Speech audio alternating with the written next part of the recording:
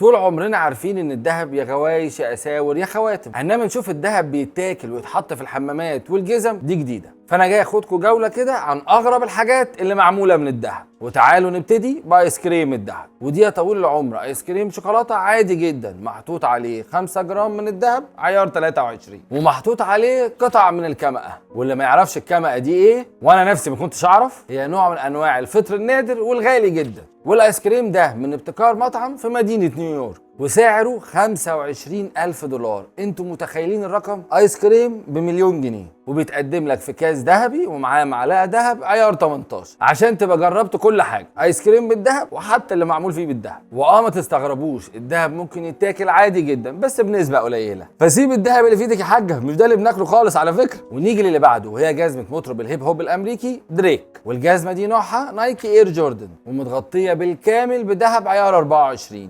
وبيقال ان صعب جدا المشي بيها، متجابه نوع من انواع الفشخره وكده يعني. وتمنها دلوقتي معدي ال 2 مليون دولار. واغرب حاجه في حلقه النهارده هي مناديل حمام معموله في شركه في استراليا من الذهب عيار 22، وسعر البكره دي لا مؤاخذه 1,200,000 دولار. يا عم طب بدل المناديل كنت عملتها شطافه، ويا عم اعملها ذهب مش مشكله اهو، على الاقل انضف واحسن. او كنت عملته زي بتوع هونج كونج مثلا، عاملين حمام بالكامل مصنوع من الذهب، وده بقى اغلى حمام في العالم وسعره 4.5 مليون دولار. ونطلع بقى من الحمام والمناديل، كفايه قاعده بقى هنا، وندخل على الهند. عشان يجي شاب هندي عايز يحتفل بعيد ميلاده 30، فيقوم يعمل ايه؟ يجيب قميص معمول كله من الذهب. الذهب ده بقى عياره ايه؟ 24. كان كل اللي فات 22 و18، ده علّى عليهم كلهم جاب 24. وانا هنا مش هسالكم جبتوا ايه لنفسكم هديه في عيد ميلادكم، بس قولوا لنا في الكومنتس ايه اغلى هديه جات لكم. والموضوع ما وقفش على كده، وبعض المشاهير بره كان بيتعمل لهم تابوت معمول بالكامل من الذهب، وسعره تقريبا 290,000 دولار.